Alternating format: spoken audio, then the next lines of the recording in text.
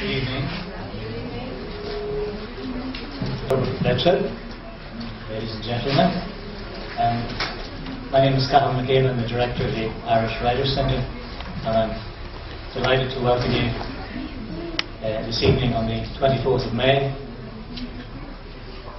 for a wonderful celebration in various forms of the Bulgarian National Day with our Bulgarian script, literature and culture celebrations. Before I hand you over to Her Excellency, the Ambassador of Bulgaria to Ireland, I'd just like to say I'm delighted that, of course, we have, as a Writers' Centre, a special premiere this evening, a book by the author Virgil Nemchev called The Big Pampering, in his own, yes indeed, his own English translations. We also have a fabulous musical surprise, which I've already heard through the door for you all, and a lovely exhibition and some very, very fine hospitality later on. So without further ado, I'd like to welcome you all very warmly to the Irish Writers' Centre and hand you over to Her Excellency, Ambassador of Bulgaria to Ireland. Thank you very much.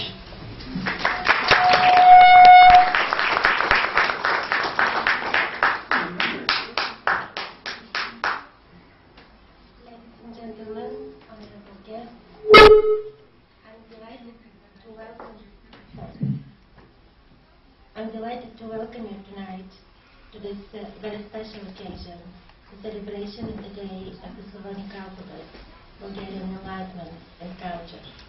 The 24th of May is the most outstanding Bulgarian celebration, which has no analog among other nations. It is also a symbol of national dignity, tradition, spirituality. The invitation from the Irish Writers' Centre to host the event is an honor for us. Our contribution to the European cultural heritage is quite modest compared to the great Irish writers. Yet, we take pride to share with our guests tonight the spirit of the celebrations which we, the Bulgarians, enjoy on the 24th of May. Уважаеми дами и господа, скъпи гости, драги сънародници, за мен е удоволствие да ви приветствам по повод 24 май, Деня на славянската писменост, на българската просвета и култура. За нас, българите, това е може би най-самобитният, най-българският празник. Празник, който няма аналог с другите народи. Нещо повече, за нас денят е символ на националното достоинство, традиции, духовност. На 24 май всяка година, вече 155 години, ние честваме делото на светите братя Кирил и Методий, създатели на славянската писменост, първоучители и духовни водачи. Благодарение на делото на нашите предци, ние днес четем и пишем народният си език. По тези времена писмеността е благоприятствала също и за разбирането и разпространението на християнството. Горди сме, че през 1980 година папа Йоан Павел II провъзгласи солунските братя за съпокровители на Европа. Другият съпокровител на Европа е ирландският монах Бенедикт. On 24th of May, every year, since 1851, for 155 years now, we celebrate the deeds of the 10 brothers, Cyril and Methodius, who created the Slavonic letters in the 9th century and made translations of the liturgical books for the Bulgarians. Saint Cyril, the philosopher, was also known to fight to protect the right of all nations to do honor of God in their own language. We are proud that in 1980, His Holiness Pope John Paul II proclaimed the 10 brothers for co-patrons of Europe alongside the Irish monk Benedict. Днес в Рим, където са депозирани учредителните договори и присъединителните договори на Европейския съюз, за нас българите има още нещо ценно и свято. В базиликата Сан Клементе, предано пазени от ирландски монаси, се съхраняват мощите на нашия първоучител, свети Кирил. България, както и Ирландия, две малки страни от двата края на Европа, са запазили през вековете своята духовност, християнски ценности и жажда за знания, оставили със своята следа културното развитие на Европа. Every year, on this very day, Bulgarian delegations at highest possible level pay a visit to Rome and to the Cathedral San Clemente, where the remains of Saint Cyril are buried. The cathedral, a place of veneration for generations of Bulgarians, is devotedly guarded by Irish monks. It is symbolic that Bulgarian Ireland, two small countries situated at the opposite ends of Europe, have been linked by history with their co-patrons of Europe, retaining the faith and thirst for knowledge throughout the centuries. Тази година България отбелязва 24 май светлината на предстоящото присъединяване към Европейския съюз и ние се гордеем, че ще дадем своя принос в културното многообразие на Съюза. Ние ще дарим на Европа нова азбука, трета поред, след латиницата и гръцката азбука. Ще допренесем чрез уникалното си литературно, художествено и фолклорно наследство. This year, Bulgaria celebrates 24th of May on the eve of its forthcoming accession to the European Union, and we are proud that our country will enrich the cultural diversity of the European family by bringing into it the Cyrillic alphabet as the third official alphabet alongside the Latin and Greek. Tonight, we are offering you an event of celebration, and I would like to invite you to enjoy the special program we have brought to you from Bulgaria. Traditionally, on 24th of May, we perform the hymn of the Saint Brothers Cyril and Methodius. Bulgaria is the only country in Europe singing a hymn of praise, acknowledge, and enlightenment. The text of the hymn dates back to 1892, and the music was composed in 1901. Ever since that time, the hymn has been one of the first songs children in Bulgaria learn, and is known as the Bulgarian school hymn. May I suggest that in order to get the flavor of the Bulgarian spirit on this very special day, we listen for 2 minutes to a recording of the hymn.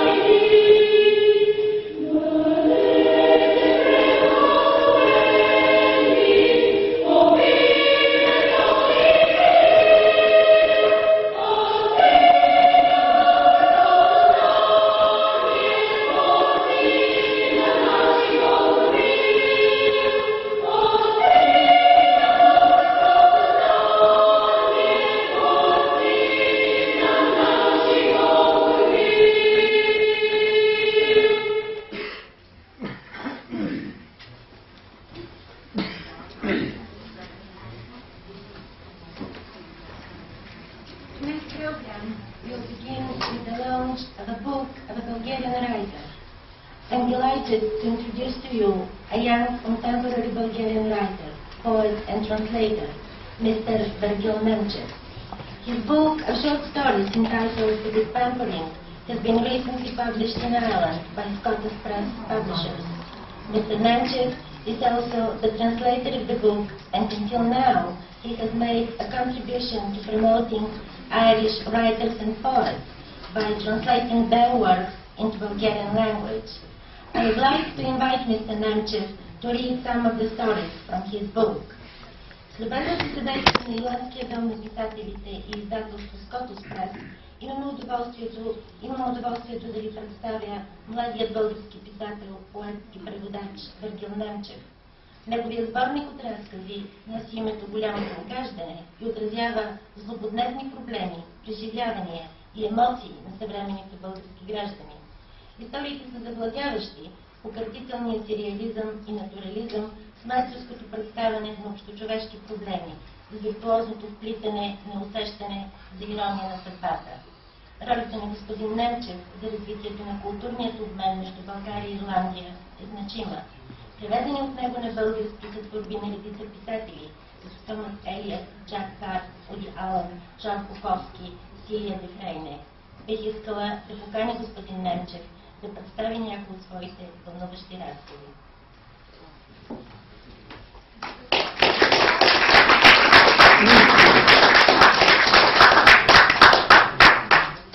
Good evening. Thank you all for coming here tonight to celebrate with us the 24th of May, the holiday of Bulgarian script and culture, or as we say, the most Bulgarian holiday. Exactly 4 years ago, on the same date in Sofia, the great Bulgarian writer Iordan Radichkov held a speech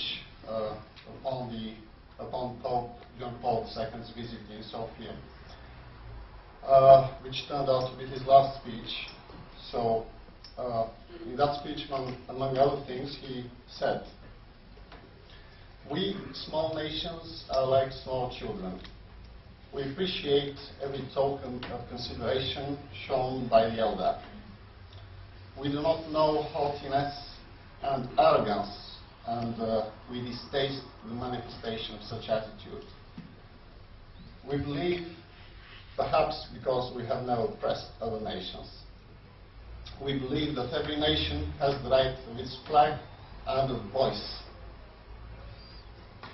So, these words by Radichkov come to illustrate the fact that no matter how many the contrasts between Bulgaria and Ireland might be, on a certain large scale we are similar. So I'm here tonight to present the English version of my collection of short stories, The Good Pampering, published in Dublin by Scottish Press.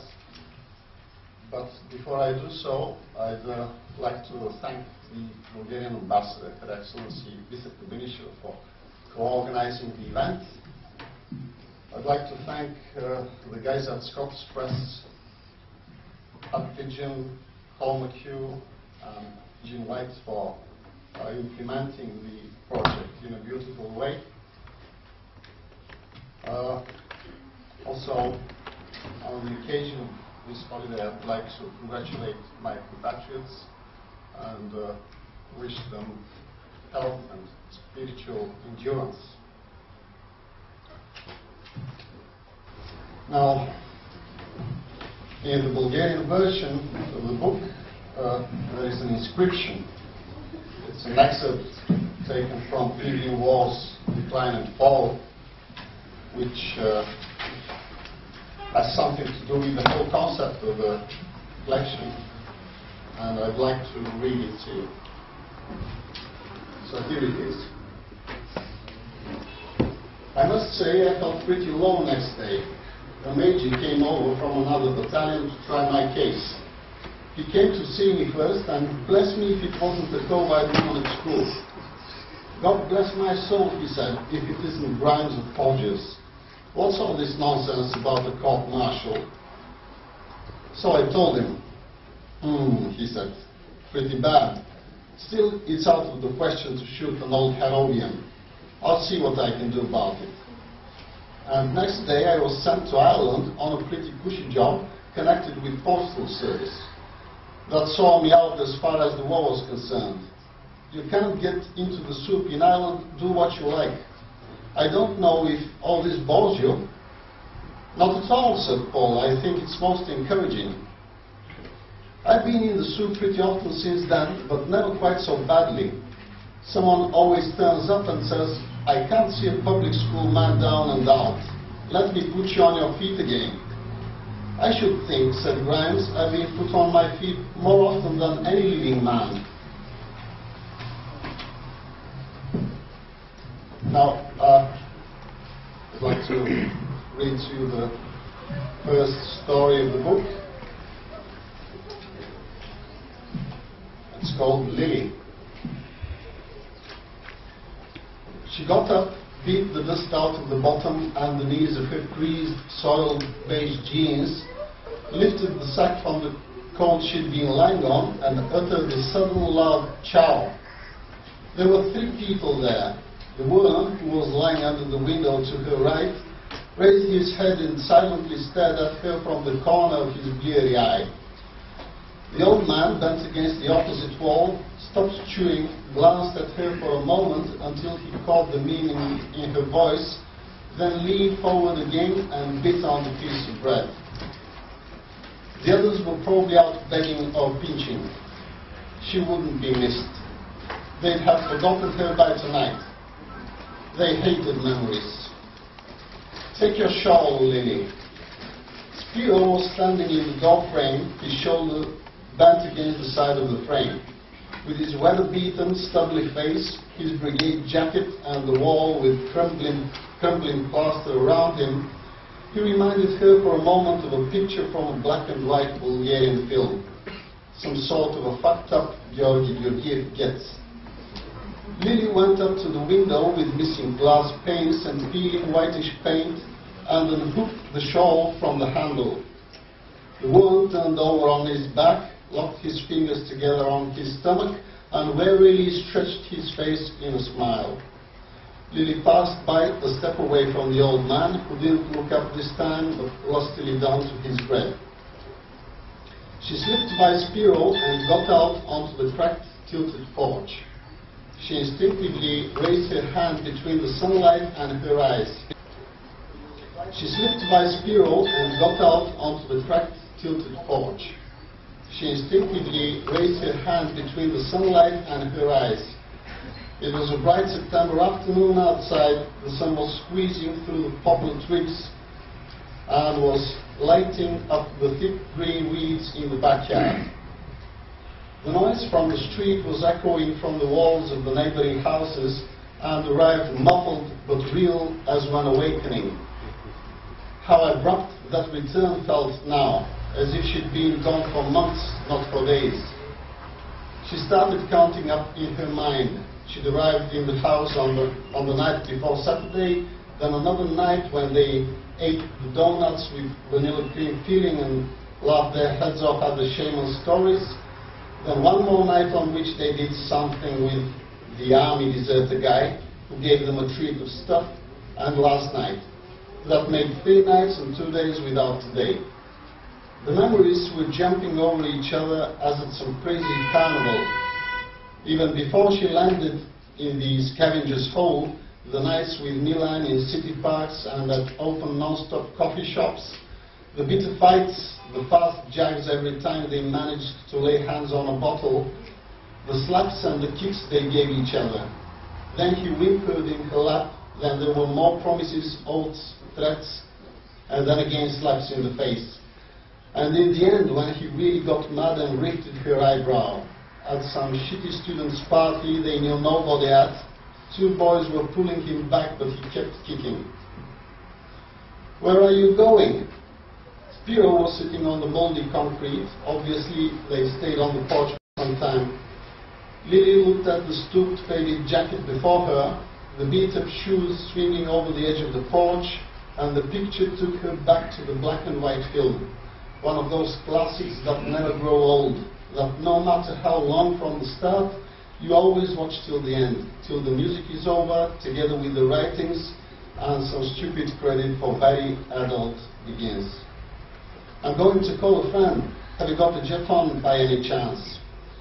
Spiro shrugged his shoulders for an answer. Who knew how sick he probably was of kids like her? Some of them stayed for a week or two and then left like herself. Maybe they got back home and started normal life again, forgot the freaky ways, got healed and toughened. Not all of them though. Some must have stayed, then moved on, then stole, got high, euphorically at first, then regularly, then desperately, like her.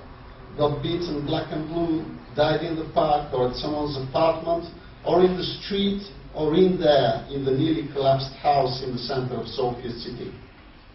She'd got lucky, Spiro, and found her lying flat on the ground, right by the canal between Lensbridge and Botter Boulevard, with all the ferocious stray dogs around. Not that she minded dying just then, she didn't, but being torn at, that was far too much. One poplar leaf shot down, flicked the side of her throat, and hung from the front of her shirt. Its stem had stuck in between two buttonholes. She took the leaf, poked the stem through the upper buttonhole, and noticed the dark stains of dried blood on the left front and sleeve of the shirt. The thought that she hadn't seen herself in the mirror for so long shocked her. She ran her fingers through the short reddish hair, rubbed the corners of her eyelids and felt her face. There was a bump on the side of her forehead and it was still hurting.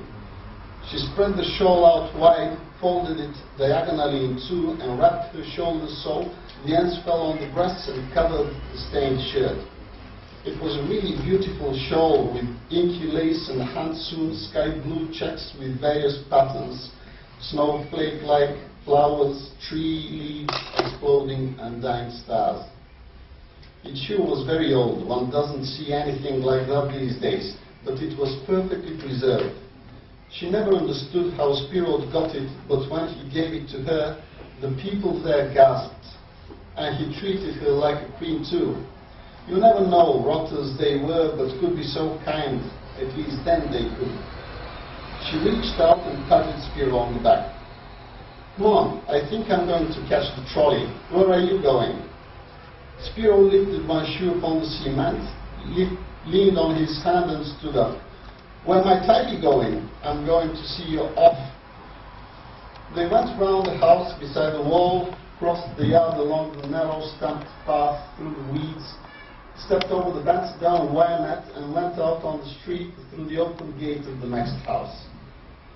It was about the end of the working day. The cars were grumbling and stopping, strung out, waiting to join the traffic in the boulevard.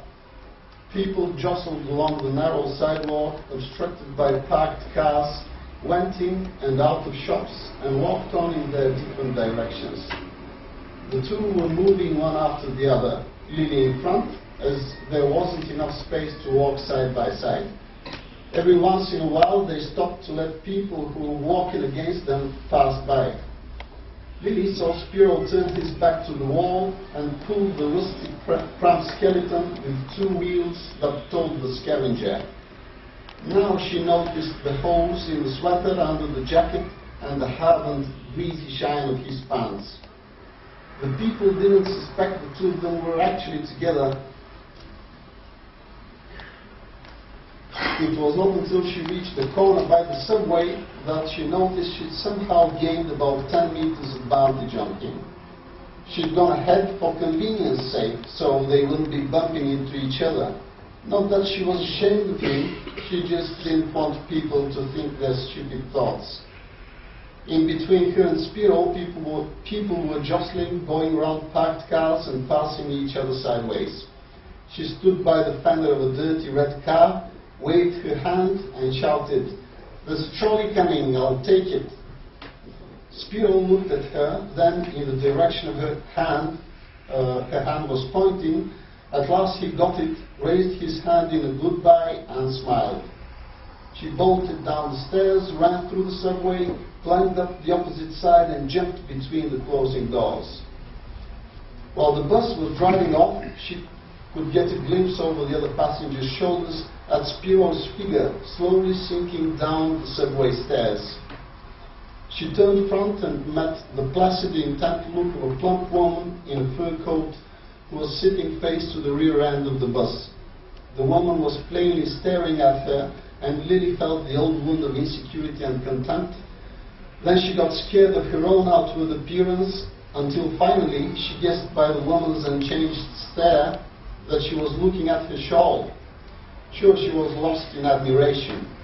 That shawl, meant for princesses, for her, there was hardly anything like it. But why? Why did Spiro have to play the knight, the worshipper? She was no one to him. She is no one to them. It was a loud off she'd finally left. Scum, pests, pests all her life. Lily gulped and tried not to blink. The window glass in front of her got washed away, and the cars swam in it like big colored fishes. Now, if the English-speaking audience wouldn't mind, I'd like to read a short story in Bulgarian. И така, един разказ по-весел, който се казва Поет просит. Беше началото на ноември, небето повиваше мисълта си в парцали като почистена и смазана пушка. Поетът вървеше с широка крачка по цял освободител и подреждаше вещи в главата си. Малко издута отзад, малко брадясала, подстригана ниско глава на поет. Изчака червеното, жълтото, пресече и пое по Раховска, зирайки се към входа на чешкия център. Отпред нямаше никой и той продължи по тротуара, за да погледне екрана на банкомата на ъгъла. Часът беше 12:03. Малко му стара той Ники веднъж не дойде на време. Обърна се и за малко не се блъсна в цигането, което стоеше зад него.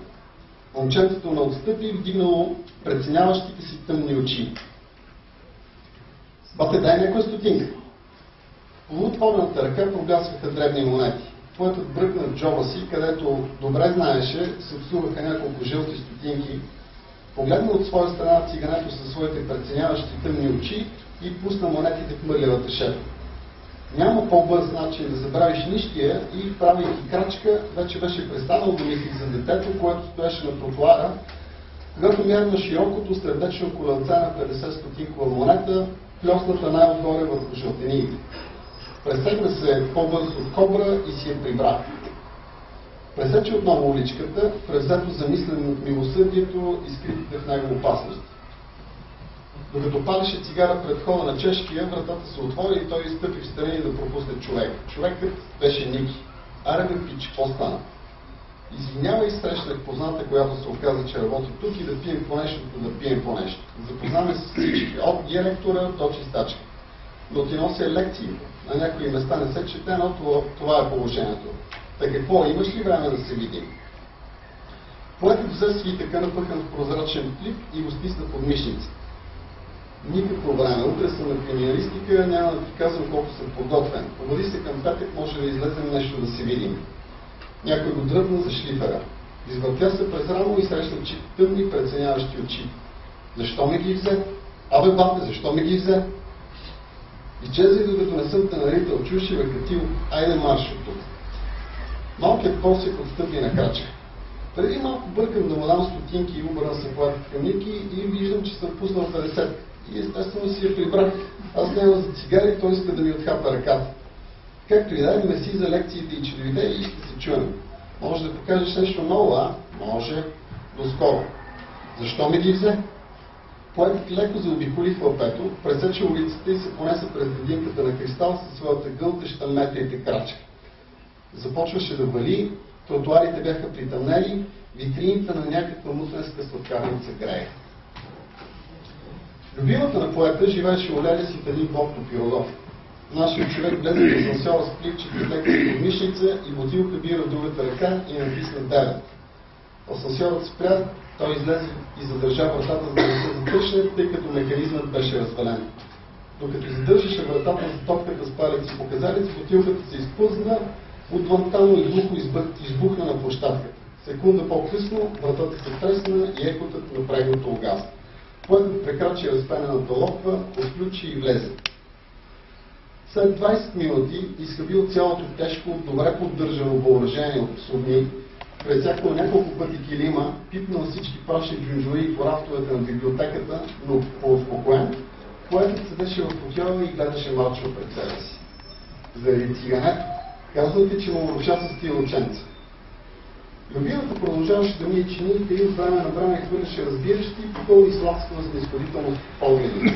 50 стотинки казваш. И там джобът имаше точно 1 лев и 7 стотинки. 7 или 8, за всеки случай само жълто. Аз разбира се взех левче. Мислих, че ще получаваш някакъв хонорар, нали вчера така каза. Поетът презрително изсумтя и после, останен от внезапната мисъл, вдигна поглед.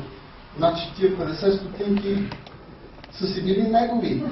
Но ти си невероятен. Разбирам, че не е лесно, че заслужаваш повече от това, че на теб ти се живее, но да откраднеш от просече, прекалено е, съгласи се. Любимата се обърна отново към мишката, усили водата, за да изплакне съдовете и почти не личеше раменете и да потрепват от беззвучния смях.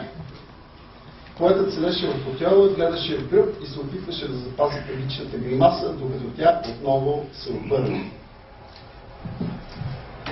Това е благодарение отново.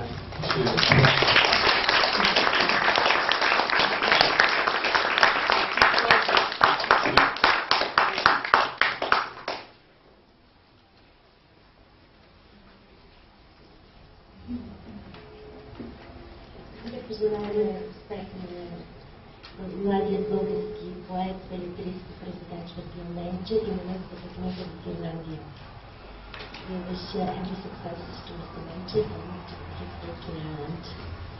I avail this opportunity also to extend once again our acknowledgements and especially to Mr. Jack Hart from the Scottish Press for their kind support to make this book available in Ireland.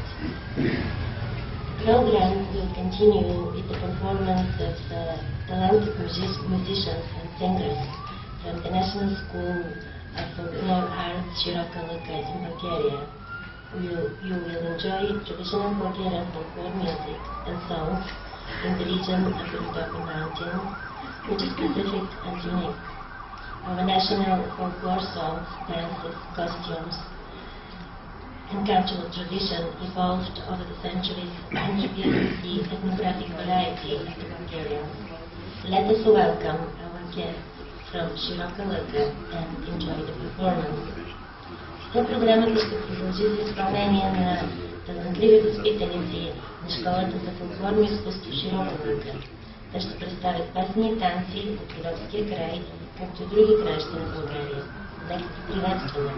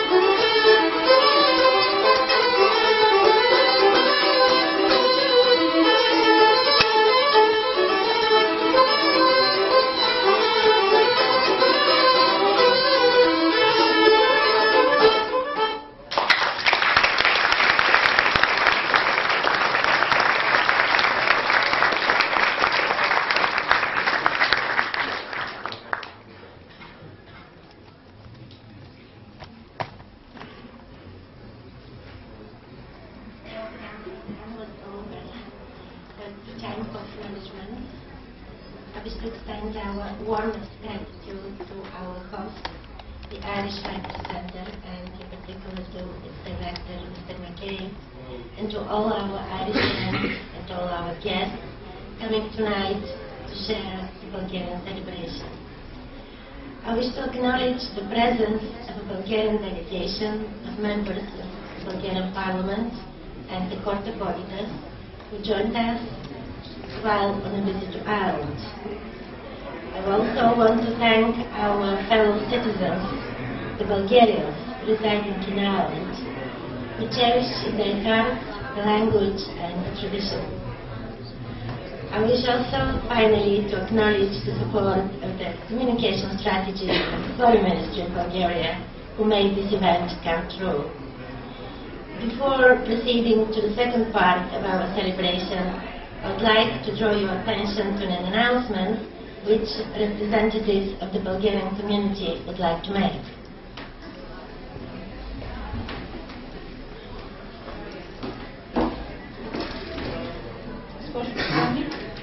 Скъпи гости, скъпи сънародници!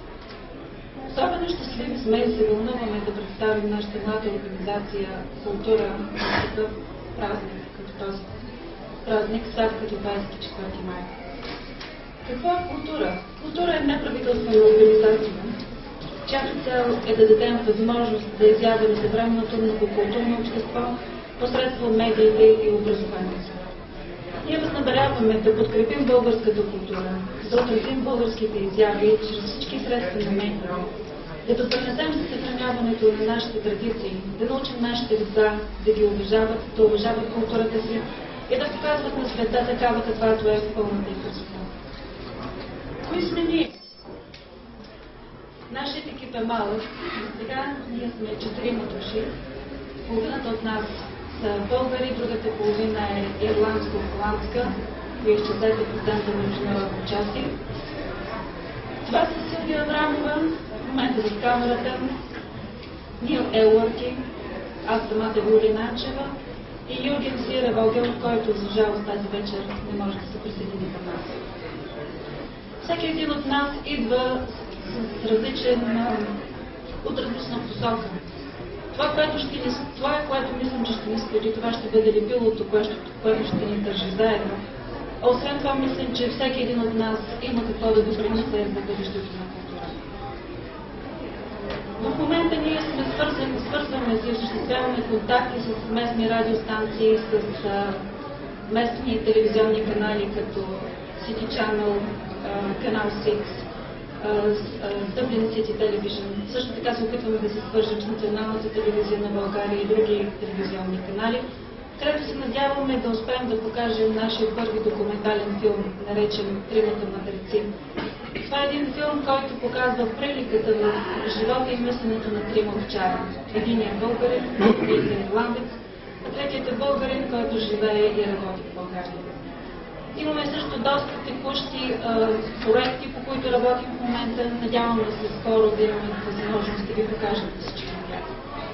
В момента нямаме никаква финансова подкрепа, но това не ни плаши. Ние сме жилави и работим по въпроса. С това искам да приключа нашето представяне и да ви поканя да се запознаете с нашите брошури, които ще намерите в съседната стая. Естествено, ако имате въпроси, ще бъдем повече щастливи да отговорим на тях. Благодаря ви за вниманието.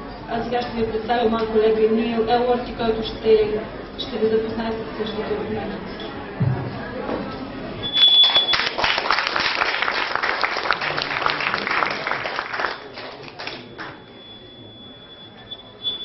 For those of us who aren't fortunate enough to be first in Bulgaria, Your Excellency, dignitaries, ladies and gentlemen, we are honored to have the opportunity to present a very young organisation, Kultura, on this day, the 24th of May, the day of the Bulgarian script and culture. Kultura is a non-for-profit organisation. Our aim is simple: to create awareness for a multicultural society through the media and education. Kultura's wish is to support Bulgarian culture, to reflect it through the media, and to preserve its traditions, to teach our children how to appreciate it, and to show the rest of the world its beauty. So who are we? The founders are a team of 4 people. Half of these are Bulgarian, the other half are Dutch and Irish. We are Sylvia Abramova, who's over in the camera here, myself, Neil Elworthy, Violina Ancheva, and Jorgen Servogel, who unfortunately cannot make it tonight. Each of us comes from a different background, but we hope that this is the glue that will keep us together. Each of us has something that Cultura needs. Already we are seeking partnerships with radio and television, such as City Channel, Channel 6 and DCTV here in Ireland, as well as other television stations in Bulgaria. We hope to view our first ever documentary, which looks at the similar lives of 3 shepherds, 1 Bulgarian, 1 Irish, and a Bulgarian shepherd working here in Ireland. At present we have no financial backing, but we are addressing this difficulty with vigour. Other projects are in the pipeline, and we look forward to presenting them to you as they occur.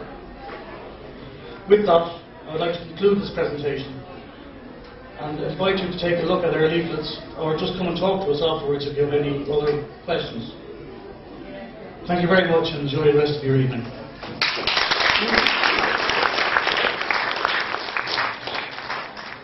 Let us wish every success to the new Cultural Association in Ireland.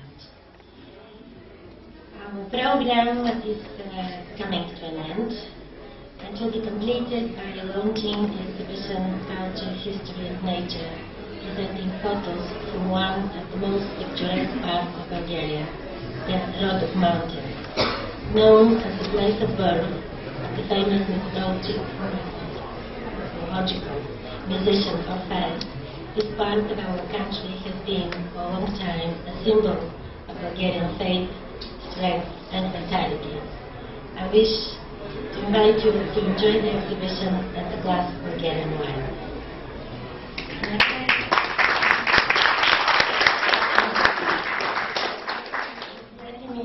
Откриването на изложбата Култура, история и природа, фотографии от живописната Родопа планина, родно място на Орфей и светилище на българския дух, вяра и жизнена сила. Каним ви да разгледате изложбата и да се насладите на чаша българско вино. Заповядайте.